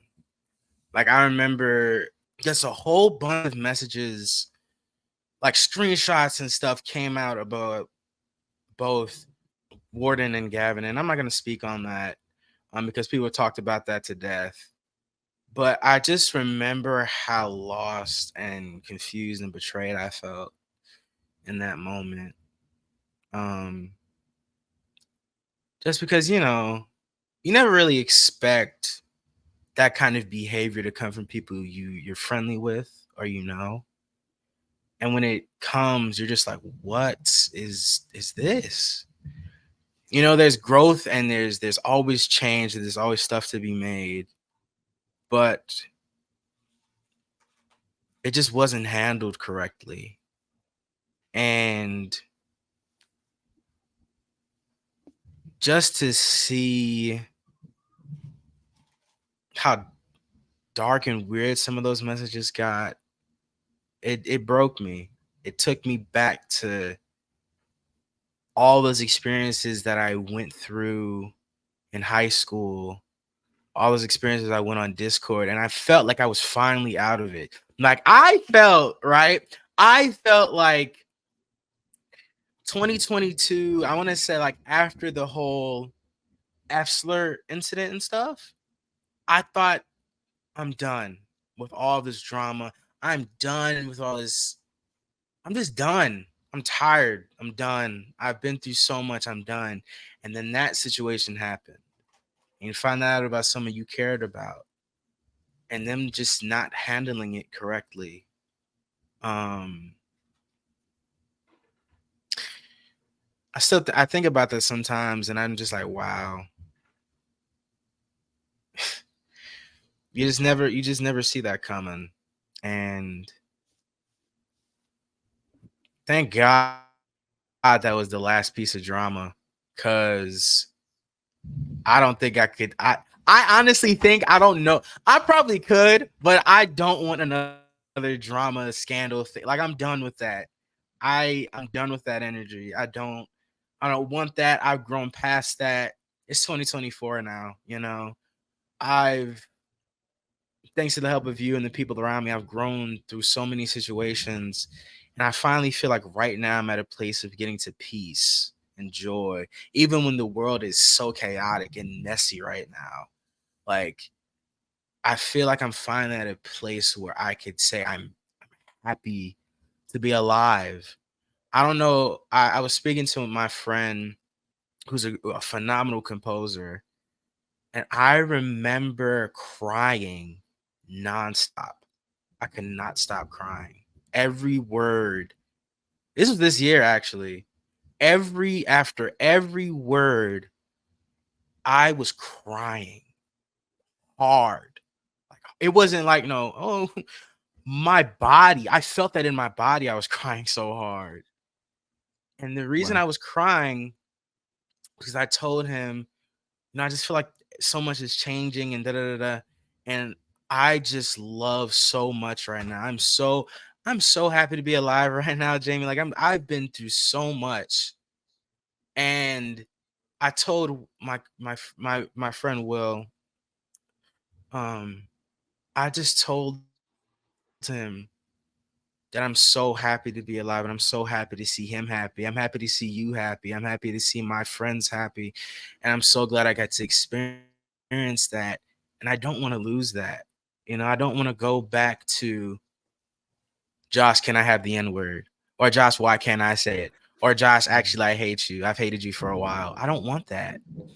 I'm so happy to be here, you know? And when that whole Spider-Man Lotus situation happened, I just remember crying. I just remember feeling like lost. I felt really hurt. I was hurt. I was really hurt. Yo, that thunder in the back I going heard that. stupid, right? Yeah, you did. Yeah, I heard that one. Yeah, I didn't hear the other ones, but that one I heard. That's loud as You, shit. I love it. yeah. That's what you Um, sound. That's what you sound like right now, Josh. No, for real. That's what you're doing right now. Like that's not a joke. Like you being here, this when this is all cut up and done. That's what you sound like. It's great. It's beautiful. it's I'm glad I'm very grateful for this opportunity to speak on this because it's one thing to reconcile that and feel that, and it's another to be able to like express that to a wider audience and express the story and the journey you've been on. You know, I'm so grateful to be able to do this, and I want to keep doing it because I don't know, man. I've always felt like I've been meant for more. I've always felt like I've been meant to spread a message of just joy because I've had my fair share of mess ups. I've said my fair share of things. I've we all have a past. We've all hurt someone's feelings. We've all stepped in line that we shouldn't have stepped. Um, but we grow from that and we learn from that. And it's unfortunate to see people like, I'm not gonna you spoke on the situation enough, but it's unfortunate to see people like Sean or Ryan or so many others who are well into their age just not get it and just belittle you and belittle your accomplishments and how far you've come. And that's always pissed me off. It's like we've seen each other's growth, right? And it's just so aggravating when people try to discredit how you feel, like what you want to know, because that's so much of me and yours experience is just being discredited. Of course, it's like Yeah. different. It's different because of where we are and our age and stuff like that, and where we come Yeah. from. I'm not a celebrity child. I don't know these people. Like, I mean, the closest celebrities I know are the voice actors who have graciously let me into their life after our interview. They've let me Yeah. talk to them or have their phone number, or check up on them, and they answer. I haven't had that with all of them, but the few people I've had that connection with, I'm so grateful for. And just to I told my friend Will I was crying. I was like, I just don't I don't want to let you guys go. Like, I'm just so grateful for everything I've been blessed with, like my career, my friends. And I feel like that's why change has been hard to accept to a certain degree, is because I'm watching people grow into who they are more. One of my really good friends, I've been meaning to talk about this. I don't know why I haven't, but one of my friends recently transitioned into a female and went from he to her. And Cool. I just remember being so happy for her because I remember we hung out once before they announced their transition, and I just noticed their energy was different. Like they were happier, like they felt fuller. Even in the way they were dressing, it felt right, you know? And that's such a great thing that comes with change, is to see people grow into who they are and into how they feel. But also just reminds me that, like, I don't know, like this life does end. At the end of the day, we all go somewhere, we shed this skin. We shed all of this, and it's Yeah. going to end one day. But and sometimes I get hyper fixated on the end, and when you hyper fixate on that, you miss on what's here. You miss on what's present. You miss your family. You miss your friends. You miss all that, and you miss the moments and the memories you create because you're worrying Facts. so much about that. Yeah, Yeah. and that's where I'm trying to get to, where it's like, yeah, this ends, but I'm going to enjoy the now. I'm gonna enjoy being with you or being with my boy Derek or being with my brother. As soon as we get off here, I'm gonna go play a game with my brother for like 2 hours and just talk to him about Wonderful. life. You know, Eh. like moments like that. Which, by the way, for all of you who don't know, on top of all of this, Josh also helps to support his family and like raise his Yes, I do. brother and like take care of his mom and like for some of you that may not sound like a lot, but the way, I mean, obviously it's personal. Like I'm not gonna go running through No, all I that, mean but like but it's it's a big deal. Like you're a I fucking have to provider as well. I take care of a lot of the bills in the house, and whenever someone needs help in the family, I try to if they need finances, and while I do not enjoy, well, I'm not the biggest fan of working in the warehouse. Mhm. Yeah. It does allow me the grace to help my family, which is what I've always wanted to do. And, it's so funny. I just realized about that. I was watching this video. I was doing this thing in my head where I'm like, damn, I'm not good enough. I need to get 10,000 to help my family. Da, da, da. But it's like, no, I'm already helping them. Yeah. I paused for a second. I was like, whoa, I'm already helping my family, which is what Yeah, I've yeah. always wanted to do. And I was like, wait, what? Yeah. Like I'm That's bro, that's like next level enlightenment right there. That like that skill that you've been trying to build this entire time we've known each other, that's it. You just did it. That's why I was saying before, like everything you've been doing is so beautiful because what we just talked about redefining perspective for yourself and holding yourself to uh, a more balanced expectation. That's literally it. Like realizing, oh, I am doing it. Oh, I am that. And I don't need to be so hard on myself for it. Like, yes, of course, there's your goals you could reach. I'm sure that you would really want to meet that goal, but also like you literally dedicate your life to the thing. yeah. Literally. Like all you ever do is make content, be with your friends, or take care of your family. And your family comes first, like every time. So uh, that's like a huge thing to understand as well as like you're not just a creator. You're not just young. You're not just an entrepreneur. You're also, or a creative thinker. You're also a dad. Like you stepped up like big fucking time for your family, which is why when I told you, I was like, I'll get you whatever you want. Like you tell me what it is. I'll get it for you. It might take a second, but I'll get it for you. Because like we take care of our family. Like there's no way you do all that. And then, you know, like for me, like I cashed out and all I want to do is reinvest that money into the people that brought me here. Like I want to save some for my nephew and I want to buy you what you need. And like I could give a fuck about like being all rich and shit. I mean, I'll make the money long, but like, when people deserve things, like they really deserve them. And it's important to put that energy where it belongs. I'm not saying this is like a brag or like to, oh, look at me, so helpful. No. It's like, it's acknowledging you. Like No, right. Yeah, no, it's you the often don't even acknowledgement. get to, I don't even think you get to talk about being a father figure. I don't think that's ever in your interviews or anything like that. Like, because again, it's not that the interview isn't a good place for it. It's just that the interview goes where it goes. Pick So up right. it's like, you're there to talk to a person. And so a lot of these things don't come through the cracks. And but they should. Like you should totally be fucking realized and validated for being who you are and doing what you do because it really is beautiful. I mean, look at you. How much of a stigma is there around like POCs showing emotion? Yes. You're like, I'm crying about this. This hurts my feelings. Like, how many people are out there being genuine about that, or even worse, how many people do that and then receive negative feedback? Like, Right.